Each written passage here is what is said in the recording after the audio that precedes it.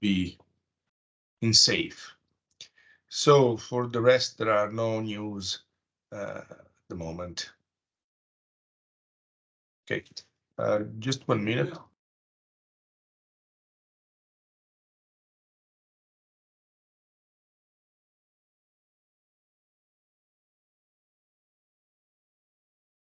Well, okay, I bet we can start sharing this new presentation. Let me share my, okay. Please, can you tell me if you can see it? Yes, Professor, we can see. You can see the presentation? Yes. Okay, well, let's go. Today, we're gonna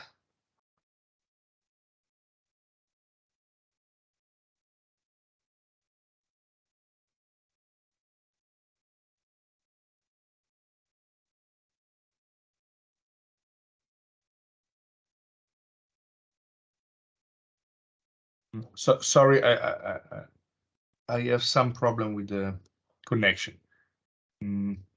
That's why I'm still asking you if everything is correct. Well, today we're gonna talk about Adrian and his architects, 19th centuries of interference between archaeological landscape and hypotactic structure. What I just said maybe could sound a bit strange, but don't worry, it's going to be easier than what you think. Part of this presentation was already presented during a conference in Rome last year during a meeting. And the title was Rus in Urbe versus Urbs in Rure. So that means countryside in the city against city in countryside. Here you can see two amazing maps. The one on the top is from Villa Adriana, as you all know, and beside it just a coin figuring Adrian, while the map on the bottom represents the center of Rome, so you can easily check and recognize the Colosseum and the rest of the city. In fact, you have the face of Nero, because the red part of Rome that is highlighted in this map should have been the area that was occupied by the Domus Aurea, that was the residence of Nero after the burning of the 64 Anno Domini. So basically, we are thinking, or we're trying to make some relationship between Villa Adriana and what Adrian built in Tivoli after 117 and what Nero did in Rome in the 64 after Christ in Rome. Were there any connection? We bet there are. In fact, what did Adriano see in the Domus Aurea? He saw, with good certainty, almost all the building. The porticos of the Via Sacra, the vestibule with the Colossus, the temple of the diving Claudius, and the pavilion of the Colle Oppio. He must have also witnessed the demolition of the Padiglione and his incorporation into the foundation of the Trian Bath. In fact, as you all know, after the death of Nero, part of the villa, not part, basically almost its entirety was destroyed because of the damnat memoria. There are a lot of things that can be connected, but if Adrian would have been present in Rome between the 82 and the 96th after Christ, he centrally witnesses the transformation of the Palatine Hill by Raberio on behalf of Domitiano, who in fact proceeded with an authentic and total refoundation above the Nero's Domus Transitoria. On the other hand, it is difficult to say about the magnificent and exotic 80-hectare park, 80-hectare park, like that of the future Villa Adriana, for example, it is difficult to know whether these had already been divided up or maintained ad usum to be used by Roman citizens. If the second hypothesis is plausible, Hadrian must have had a very wide perception of the Domus Villa Aurea, the one from Nero, which, while it was disintegrating in Rome due to the long wave of damnatio memoriae, was in the process of being resurrected in Tivoli. So basically the idea is that Hadrian started in its project in Tivoli using the concept used by Nero in Rome for the Domus Aurea. Let's check if there are a physical perception of this Nero's legacy. In fact, in Villa Adriana, we could have find what we usually call the post-Alexandrine drawing board. That is, that particular composition of the regulatory layouts present in Villa Adriana that was at the same time present and available to the architects of the Domus Aurea. The structure of the Domus Aurea can only be partially reconstructed on the basis of the archaeological evidences, since many of Nero's structures constitute the hypogean substrate of a palimpsest, whose the main evidence are those monuments built right downstream of the Nero damnatio memoriae. I told you the damnatio memoriae is that process that went downstream the death of Nero's. That was that idea of erasing all the traces of this unwanted emperor.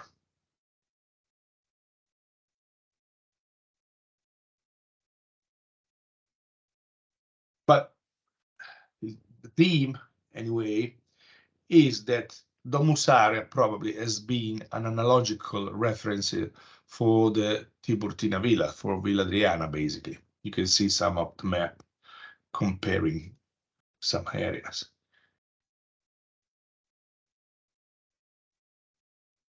In terms of topographical positioning in the redesign of the city and the sequential perception of the compositional elements of Nero's layout, the strategy of grafting with respect to the cornerstone of power, in particular the Forum and the Palatine Hill, is extremely clear.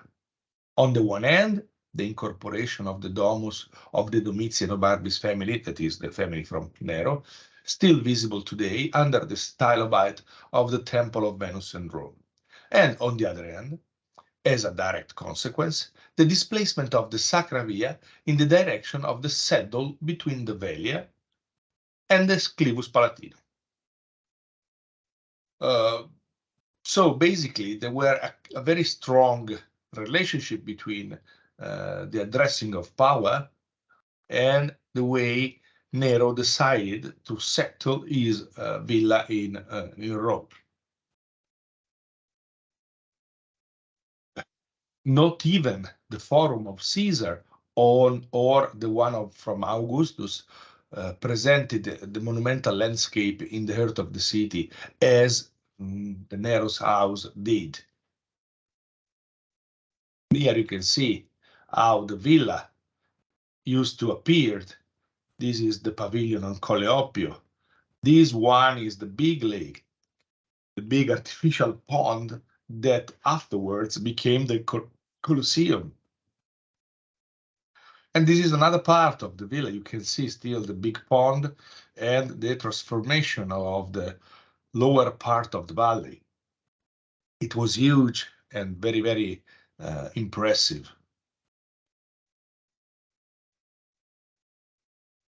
Yeah, you can see some of the things that has been known all over the power and all over the places. We already told about some relationship with Egypt and with the discovering they did through the trips that probably suggested to both of them, Nero's and Hadrian, how to manage or to represent the power through the design of their own houses. This one is the ruins of the Philae Island in Egypt, that definitely impressed Hadrian's a lot in the designing of Villa Adriana. In fact, the approach to the Tiburtine complex is different, conceived according to the model of two famous acropolis of the ancient world, that of Athens, but above all, that of Pergamon. Because, as I told you,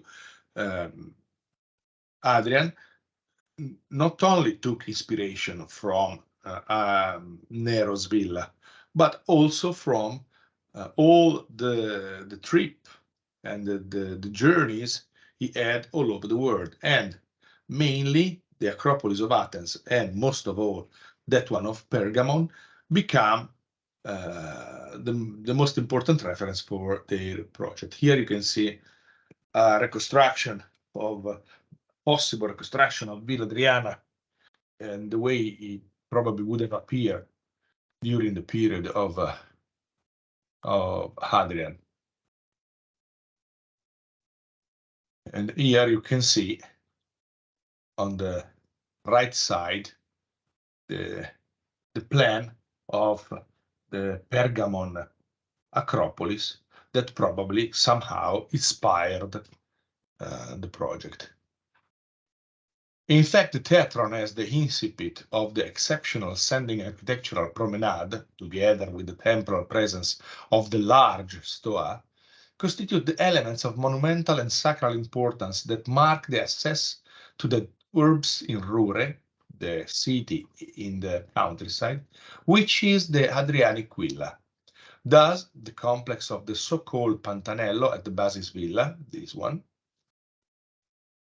marked with the Greek theater and the temple of Venus Cnidia, together with the larger cess portico constituted by the Pesile, that reproduce the syntactic sequence of the theater, temple, and portico present at the slopes of the sacred rocks, both in Athens and in Pergamon. You can see here the connection between the theater, the temples, and the portico. Yes, please. We don't see your marks, actually. Ah, you don't see my arrow? No. I'm so sorry about that. Okay. Oh, this could be a bit of a problem. This is strange because last time you did it. Anyway, I'll try to be clearer with the words without using the arrow. If you look at the right map, you can see the sequence temple, theater, and stoa, a big portico, in the Acropolis of Pergamon. That is something that led the same designing part even in Villa Adriana. In fact, if we move to this kind of conception, you can see in which way the buildings of the Acropolis of Pergamon are organized and oriented compared to the surroundings and to this alignment, very peculiar alignment, considering the Hippodameus system or even the Roman grid system. Can you see how all those basements are oriented towards some peculiar points? This is pretty clear, and these can be called, I would say, a polar radial composition, not definitely a grid one. And here you can see the map even of Athens on the bottom right, where you can still see again the relationship between temple, theater, and the long portico, the long stoa. I hope it's pretty clear for you. So, if we got to analyze the situation of these kind of alignments, it's pretty easy to check how both the Domus Aurea and Villa Adriana try to use this kind of compositional kind of settlement to design the location of the villa. On the left side, you can see the domus from Nero's. On the right side, you can see the domus from Hadrian. And both of them are organized along some axes that point some peculiar focal point. This is mainly stronger in Villa Adriana, where some ideas are that clear. The biggest difference is this idea of compositional attitude, because in Domus Aurea, the organization is based on a general parataxis system that creates a sort of hierarchies between the different elements. In Villa Adriana, instead, the organization is hypotactic. That means that all of the buildings, all of the settlements depend on some centers, but there is not a hierarchical composition between the different elements. Each element stands on the same level. Here you can see on the right side how the complex of Tempio di Verona Media, bibliotheque alignments, palace alignment, grandi terme alignments are organized compared to the pavilion in Piazza d'Oro. The same image is a little bit enlarged. And then there's another point. In this case, that is still again about the relationship between the settling of a city. I've already told you about how important water was in the settling of the archaeological palaces. In fact, the title of this chapter, that is in Latin, Rus in urbe versus urbs in rure, aqua origo imperi, that it means that the relationship between the countryside in the city against city in countryside, both of them are related to the fact that water is the origin of the power of the empire. In fact, the great generative force capable of nourishing life and the maintenance persistence of both the Rus in urbe and the urbs in rure is certainly the water, in its symbolic appearance of origin of the empire. Just think of the constant supply needs of both complexes, the one in Tivoli from Hadrian and the one in Rome from Nero, characterized by extensive gardens and crops to be irrigated, artificial lakes, nymphaeum, thermal plants, and various settings present in all sensitive points of the immense topography of the two imperial domus. Here you can see how important all of this could be. The villa in Rome, the one from Nero, with this incredible stadium, incredible pond, lake that I told you would have been substituted by the Colosseum, and the gigantic Nymphaeum and the temple of the divine Claudio and the thermal bath of Colleoppio, but all of them need a lot of water. The one in Tivoli, with all these elements like the Pecile, the Canopus, and the Maritime Theater, and all the thermal complexes, again, needs lots of water. Water represents the prestige of the prince in a fully visible and transparent way. Whoever holds water holds life, his own and that of the state. An interruption of supply flows is absolutely not conceivable. Water must always be present. For this reason, the only chance of keeping the promise of the empire remains the connection with the large urban aqueducts. So basically, this very strong connection with water can be even thought as water as the lifeblood of the empire. Here you can see lots of architects that spend their time in Villa Adriana, and that used what they learned in Villa Adriana for their own project. I don't know how many of them you know. Definitely you have to understand and to recognize Le Corbusier, Louis Kahn, probably Alberto Campo Baezza, but even Baldassaro Peruzzi,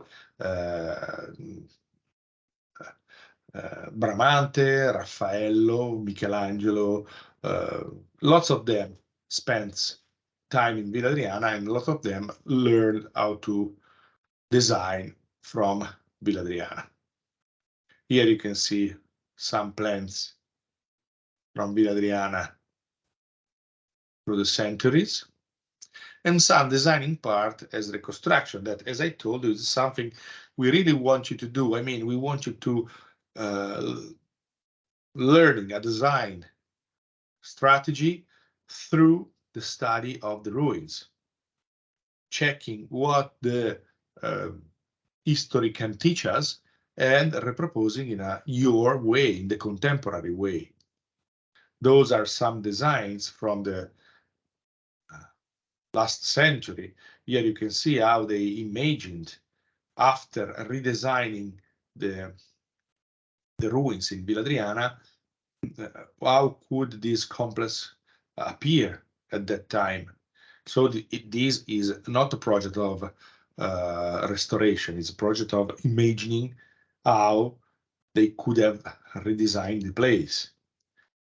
This is again another example. On the upper side, you can see the Piazza d'Oro in ruin.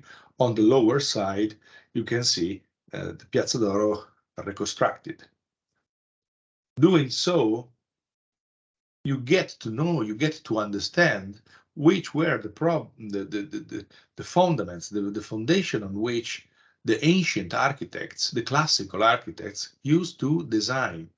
And this, it's very important for you to create your own foundation and to design your own architecture. It's like that famous sentence that used to say, we need to stand on the shoulder of the giant, because the giant already did, and if we stand on their shoulder, we can look farther than them. This is again a view, an aerial view of Villa Adriana from the top. This is the DVG plan that you will be given for the workshop. Other views of Villa Adriana. This is the famous map from Piranesi, that is one of the reasons for the name of our workshop. And those are some aerial view of the pavilions of the villa, in which you can see how water important was. This is in the first view, in the front view, the Teatro Marittimo. This is the Teatro Marittimo from the inside. This is a circular pool that embrace this artificial island to keep the isolation of this hypothetical maritime theater. This is the long channel of the canopus. This is the subtraction of the palace. This is the thermal bath. So even here, lots of use of water. This is the Pecile, again, water. This is the entrance of the former entrance, the original former entrance of Villa Adriana, that used to be decorated by lots of fountains and lots of ponds all over. This is the Piazza d'Oro, or Piazza d'Oro, where daily flooded with water, both to let the vegetation rise and to reflect the surrounding on this an amazing pond. This is the vestibule. This is the great thermal bath again, and other elements. nymphaeums all over, all of them presenting water all over the place. And this is the vegetation. Again, vegetation, olive oil trees that definitely needs lots of water to raise and to survive. Again, other elements, the canopy and even night view of the Serapeo at the top end of the canopy, and you can see how important the presence of water as a building element could be, a reflective building element. Those are two of the maps of the villa, again, to show how important is the redesign of the site you're going to work with. This is the map of Contini from the 17th century, while on the bottom part, this is again the map from Piranesi from the 18th century. The villa, very strong place. So mainly we can talk about the formal elements of Villa Adriana. So the formal models of Villa Adriana, the sacred place to Adrian. We're going to talk now about the Acropolis of Pergamon, and afterwards of the sanctuary of Isis at Philae. Here you can see, as I showed you before in the map, how the Acropolis of Pergamon appear at the moment. We are in Turkey on the Aegean Sea. And this is an aerial view on the left and a model reconstructing the possible example of how Pergamon used to appear. So all the relationship between all the altars, all the temples, turning around this theater and closed by these long porticos, that is a stoa. This is the reconstruction from the German archaeologist. And this is, again, what I told you before. And probably you can ask yourself, okay, but what those points started from? Okay, the highest one, it's pretty clear, is in the center of the theater. And so that polar point, it's pretty, that pivotal point, it's pretty understandable. But what about the other important point that organizes all the other alignments, the one that is outside our drawing?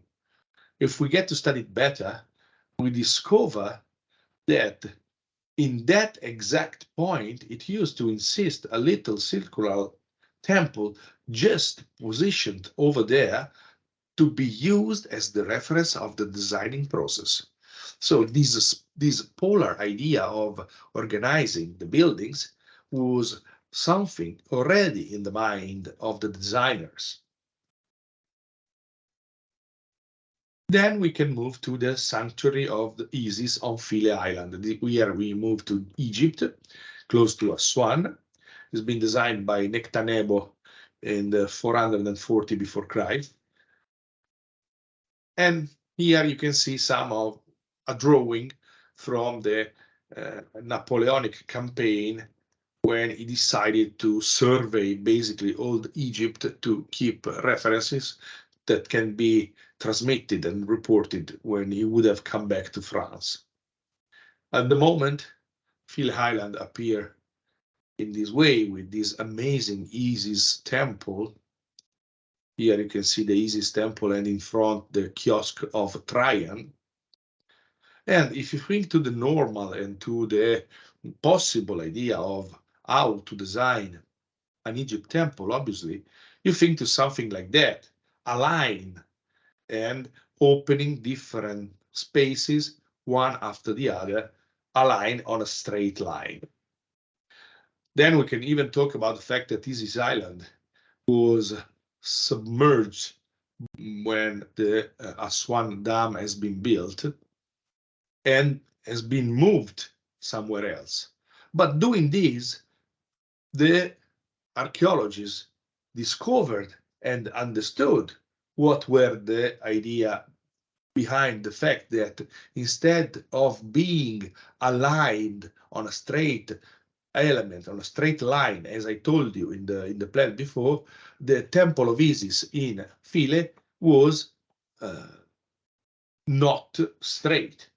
In fact, if you look at this picture, you can easily understand that all the elements are aligned according to an external point that at the moment we can't analyze because it's submerged under the water, but all of that elements are aligned and can focus one point that organize the entire composition of the temple. So we know that this temple, all the elements of this temple follow these kind of alignments just because of this focal and pivotal point. This is a closer image, an image that should be related again to Piazza d'Oro. That is the one that started the same idea in Villa Adriana. In fact, if we check at the Piazza d'Oro in his map, we can see on the left you have the ruins, on the right we have the hypothetical reconstruction, that at the top end of Villa Adriana, at the top of Piazza d'Oro, you have this very peculiar pavilion with lots of these curved elements. If we analyze this better and we look at this building, we can see how peculiar this was. And as I told you, the composition that usually in Roman settlement was based on an orthogonal grid moved to a polar radial idea as the one as I already showed you. Afterwards, because the relationship between the different elements, as I told you, are hypotactical, so without any hierarchy, all of those alignments could identify other polar elements that could drive other buildings, and so on. Because by the time the idea of having a grid composition that has even been kept to nowadays, here you can easily recognize the plan of Manhattan. This is the Central Park in the middle, that by circumstances can fit in proportion the plan of Villa Adriana, was denied completely by these alignments and this compositional polar idea. Here you can see again the radius that I already showed you, but here are, how can I say, are positioned in a more specific and more clear understanding of how those different settlements are all of them aligned according to their connection to the focal point in the pavilion in Piazza d'Oro, because despite the fact that obviously one line can be traced between 2 points, this is obvious, but what is not obvious is the fact that the buildings are aligned according to these alignments. This is pretty clear, apart from that situation on which you can see that the line keeps together more than 2 points, like the radius 1 or even the radius 5. Those are the toponymy of the buildings, and this is the schematization of what I just told you. Those are the buildings that are other radial focal points. This is the Venere Cnidia temple, and then other alignments that can be found, that can be discovered, keep on working this way. So as I told you before, if the starting point was the pavilion in Piazza d'Oro that found other focal point, these new focal points became the origin of other alignments. You can see clearly here and here. and then the fact that all of these geometrical construction designed isosceles triangles, rectangle isosceles triangles. Here you can see other rectangle triangles, here, and so on. Lots of geometrical construction that could drive you into the idea that guided the complete settlement of this villa. Obviously, during the Premio Piranesi, you will have time with your tutors to get deeper and deeper into this kind of solution. And what I want you to focus on is mainly not only the fact that working on Villa Adriana gave us the chance to understand all of that, because actually this is what we as Accademia Dranea mainly a job that has been done by Professor Cagliari. We discovered this. Nobody told us. Nobody knew about that. We were the one that discovered these kind of settlements in Villa Adriana. Nobody noticed before, and this is pretty important. And so this is another certification that staying in the place, getting to know the place better, you can discover things. And this has nothing to do with archaeology. This has to do with design principles.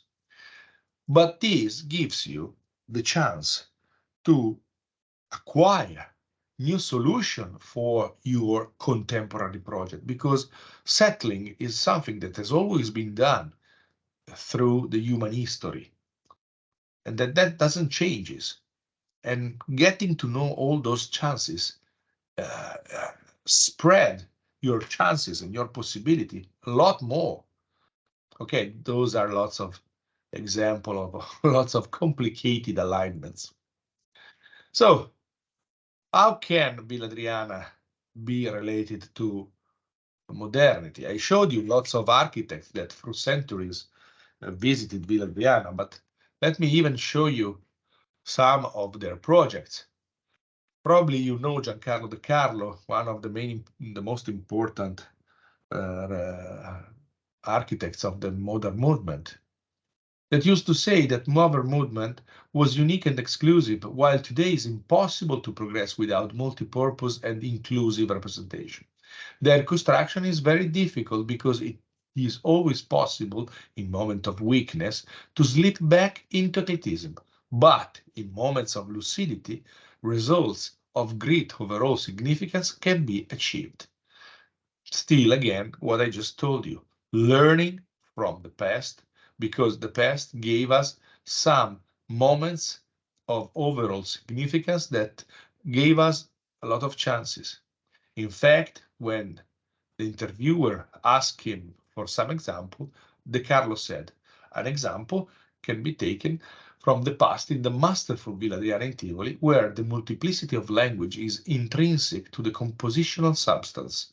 The alignments, the dissonance, the variation, the repetition are subtle.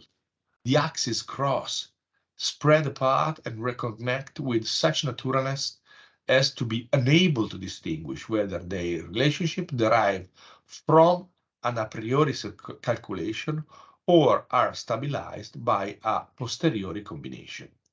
So the program is confused with the results, and each composition of the space becomes significant. I'm not sure that all of the architects who work with the Emperor Adrian sought a multiple language, but it is possible because they lived in a society full of the tension and changes like ours, in an essentially non-EU society, a very multiple society. And Giancarlo De Carlo said that without knowing those principles I just told you about the radial and polar composition, we discovered just 15 years ago. And Giancarlo De Carlo said what he said without knowing what we did. Despite that, he found this kind of complexity and this kind of alignments that looked to be organized along something that at that time he couldn't understand, but he could have felt. So Let's talk about keywords. In Villa Adriana, we have boundaries. We have a central floor plan that often organizes pivotal point. There are offsets. There is hypotaxis, hierarchical relationship, and also parataxis, so that relationships that are not hierarchical. Then we spoke about water architecture. We spoke about asymmetry or ponderal symmetry. Then we have circular enclosures like the Teatro Marittimo that are iconic and even syntactic important. We have linear wall and we have theater. Those are the keywords of something we met during this tutoring and even the tutoring we had last week. And those are some of the examples of people studying and using Villa Adriana as a reference point. This one is a study from Moretti during the 50s of the last century, when he tried to repropose the voids of the architectures in Villa Adriana as he would have filled the space inside them. And this is, for example, the organization between the linear wall of the Pesile, the Sala di Philosophy, that is the pivotal point, and the ending point, that is the Teatro Marittimo. Here you can probably recognize on the left San Pietro. San Pietro has got a kind of organization that is mainly related to this kind of organization. So a central point, focal point, and the relationship of the axis that organizes the rest of the building. This is Villa Farnese, recovering part of Villa Adriana, circular point, axis, theaters, boundaries, linear walls, all of them organized in a post-Renaissance building. Here we have Villa Farnese in Caprarola, a building using a central point as organization of something that instead outside is completely geometrical and rigid. This is Guarino Guarini in Turin, where you can easily check out how the similarities can be found compared to the pavilion in Piazza d'Oro, the one on the left. This is probably something you don't know because you are not Italian, so you probably didn't visit, but you better do it. This is the Vittoriale, a settlement from the last century on the Garda Lake, pretty close to Milan. You can have a visit. It's so impressive, where the overall composition of the building is organized on the same way by focal points that keeps together the overall composition of the site. Again, a very huge site and a site that is fully implemented in the landscape. Here you can even see the plans, not only the planimetric view. This is the project from Giancarlo De Carlo that I already told you about. And this project insists in Urbino, a pretty known city in the center of Italy, where you can find how the settlements are organized along peculiar axes that are focusing or aligned, organized according to some focal points, mainly the open theater that organizes all the axes you can find in this composition. This is probably more famous to you. This is the Getty Center in Los Angeles, a design from Richard Meyer, where circular building and circular boundaries organizes and align different elements according to the overall composition and settling. So you can see how the diagonal main axis keeps together all of the other organization. And I'll show you even better with these views. Yeah, you can see here how the grid, starting from an orthogonal grid, can be decomposed, realigned, and rotated to going and organizes the new the new settlement from Richard Mayer. You can see an elevation and a closer view and even a diagrammatical view of the settlement in Los Angeles. Those are other projects. On the top left, you can see again the plan of Villa Adriana, designed by Paratassi. On the top left, on the top right, you can see the convent in St. Andrew Priory from Louis Kahn. And you can see the similarity between the two buildings. Though the three images on the bottom are images of a complex from James Sterling in Berlin, you still see again how the different pavilions of this complex are organized in relationship with the one to each other, basically. Here you can see better how it appears. You have a plan, a map, and also a model that shows you how these reused typologies are connected one to each other in a very paratactical way. So without no hierarchies, but just by the idea of connecting one to each other according to some rotation that keeps the buildings together. Those are some projects from Peter Heiserman, again, trying to organize the space through this kind of idea. So finding a focal point that keeps together all the radial elements and the radial axis.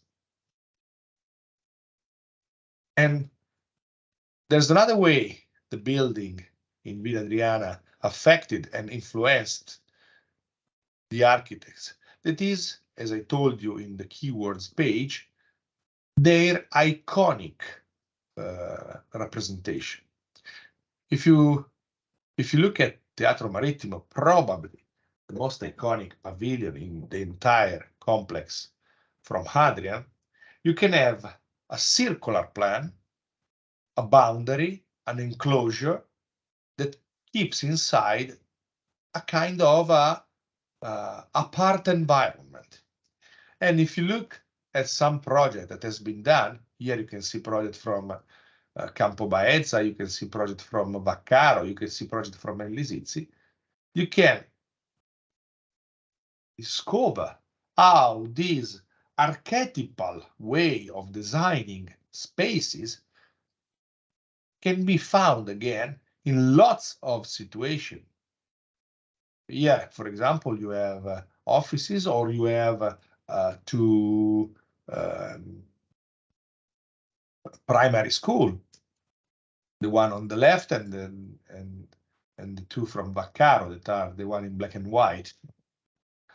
But other buildings are organized according to this archetypal way of designing. In this case, we don't know if these buildings used Villa Adriana as a reference, but we can clearly understand as this way of designing is proper to different spaces, to different latitudes, to different worlds, because obviously a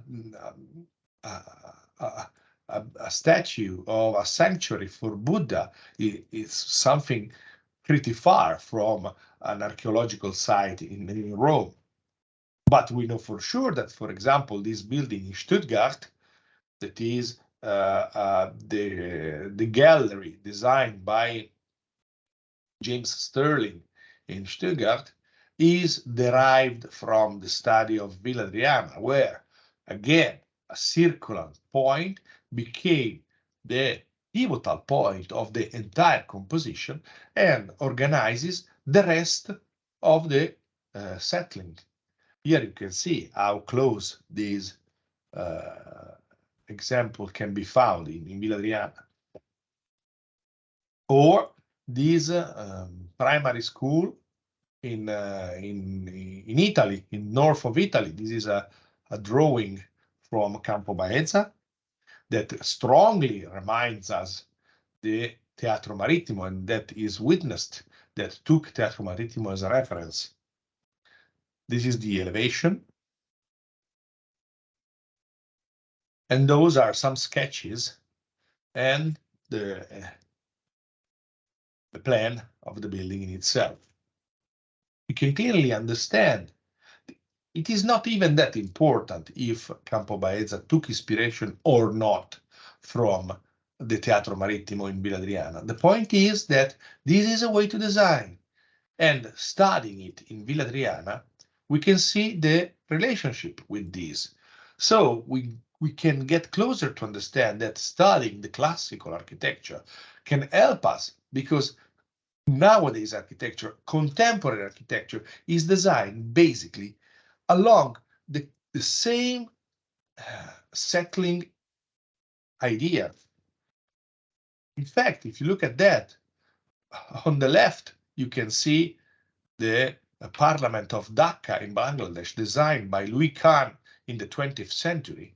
On the right side, you can see the Pantheon in Rome, designed on the 2nd century. The idea that lays behind, even the idea of redesigning arches inside the rounded wall, is exactly the same. Nothing changed in the idea of architecture. It's just the way of building and the way architecture appears that changes. But let me give you even a stronger example. Those are two buildings. On the left, you have a building from Villa Adriana. On the left, you have the building of the pavilion of the sorry, I don't remember the name at the moment, of the Pretorio. And on the right, we have a church, a first Unitarian church from Louis Kahn again. Louis Kahn knew Villa Adriana pretty well, that used the Pretorio of Villa Adriana to design a church in the United States in the last century. Can you see how close these buildings are? Can you see how contemporary architecture can be inspired or can learn from the past? This is what we want you to become. This is what we want you to learn, how to use classical architecture to produce your contemporary one. I hope this is pretty clear to you. Because now we're going to close this intervention, this second tutoring, showing you a contemporary project in Spain that is mainly about paving. I know that this has not that much to do with what I told you until now, but this is pretty important inside this idea of having tutoring to show you something that is going to be very important when you're going to get and to design into an archaeological area.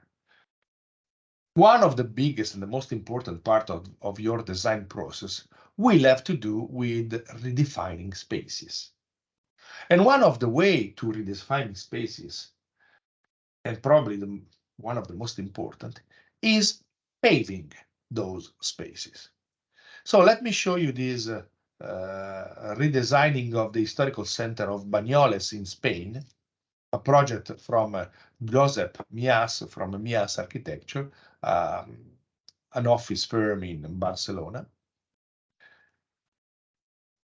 Banyoles is located in a very peculiar geological area. The city was established on a limestone plate, results of centuries of lacustrine material sedimentation, surrounded by aquiferous well springs and former volcanic areas. This is basically the position of Banyoles and its relationship with a closer lake and the, how can I say, swamp situation all around. This is the analysis of the center of Banyoles that was pretty, I don't want to say abandoned because it was not, but let's say not valorized. Those are the main points and the biggest analysis of the historical centers. And in red, you can see the elements that took that being involved into the redesigning of the historic center. For this kind of redefinition, MIAS decided to work mainly on the redesigning of the pavements of this area. You can see the streets, you can see the building, you can see the open spaces. And you can see how he decided to do.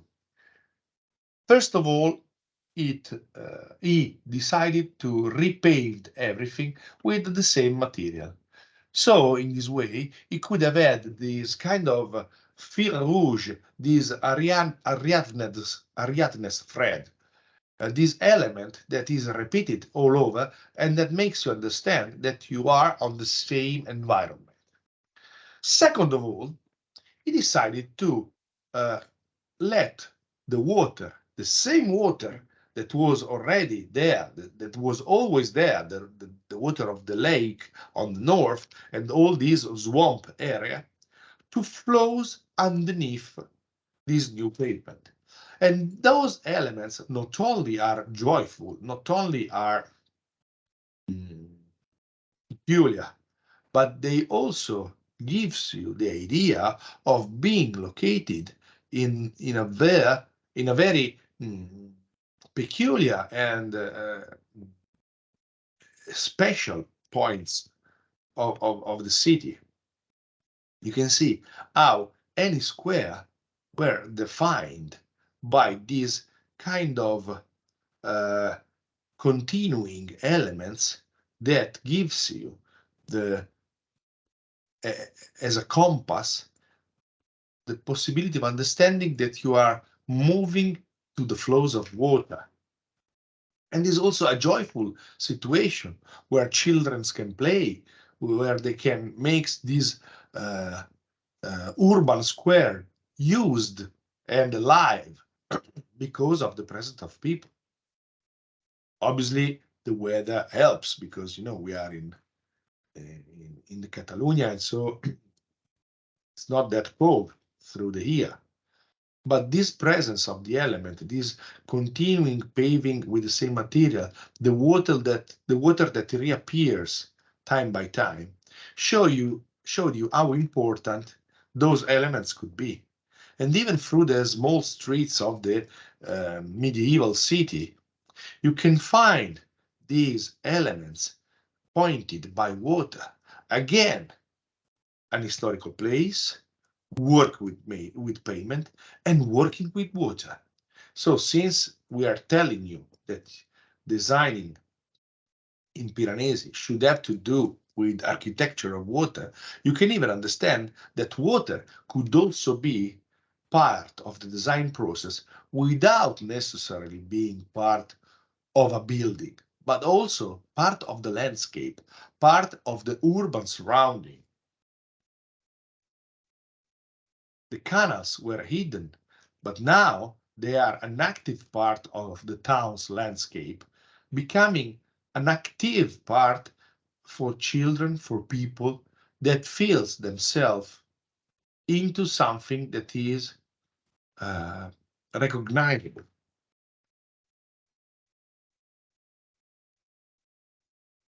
Actually, this is not a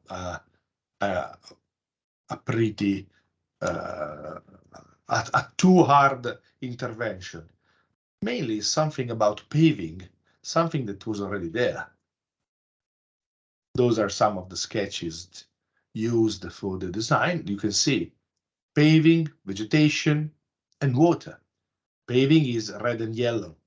Water obviously is in blue and And in green, you can find all the vegetation. This is the technical drawing. And this is the model of this area. And you can see how simple this kind of working was. So probably I'm running too fast with this presentation, but you're going to have the recording and you can listen again. And also you can read in a slower way all the written parts.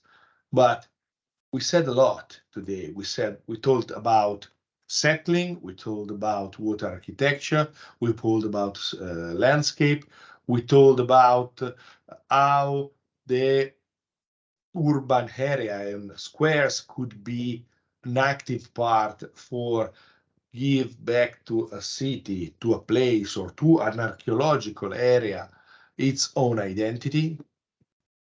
How the sketches can help you in producing architecture, but probably and hopefully you already know about that. And those are some of the typical representation from this kind of architects to show their own project. Look again, a little child jumping the channel with his bike.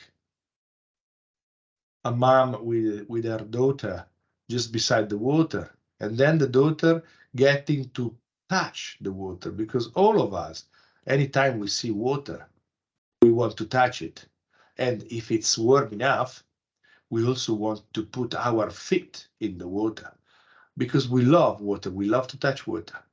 And this gives back with a very simple, with a very obvious gesture.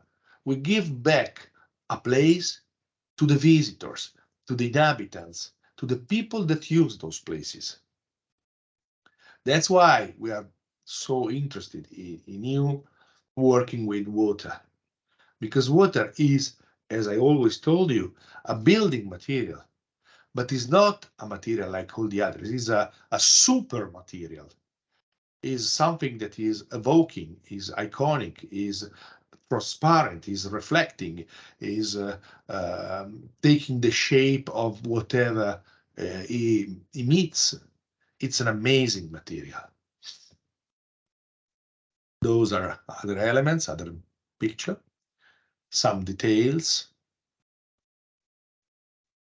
and some urban furniture.